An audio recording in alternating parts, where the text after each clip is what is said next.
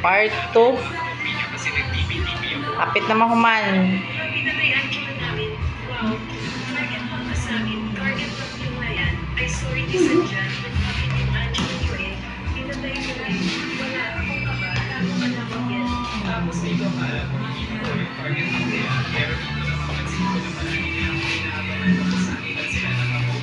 Looking just the way you should.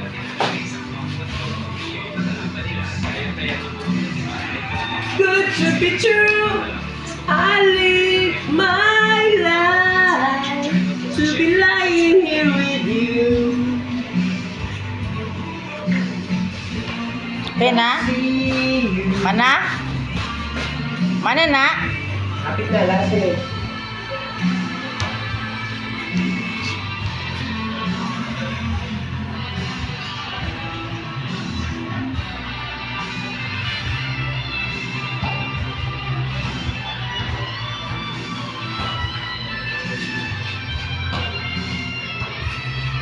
Yan na.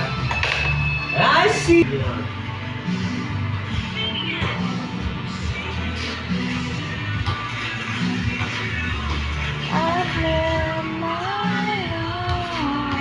To be lying here with you.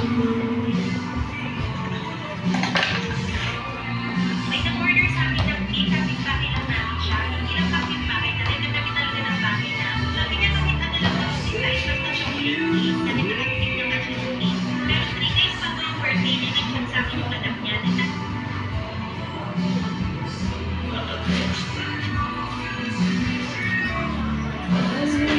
My love. Okay na? Mana? Ha? Sige na, para i-close na.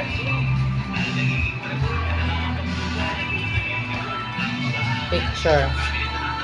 Picture lang, picture. Saan pa picture? Smile ki. Ano daw? Picture ba siguro ang kawan? Ito ka kasi sa amin ng picture, oh. Doon ito ka mong picture, dapat layo. Adjust ba? Ay, layo po kayo eh. Ino, mga kam, anaon man na, kadak. Anaon ba? Ya. Mapil po ko picture. Ang nabigyan ka balo mag-video siya. Oh. Dili na ginahayag imong kwan. Di gani no, pangit gani akong cellphone. Hindi na. Kuha na lang natin yung gigamit. Eh, pasa na na sa eskwela.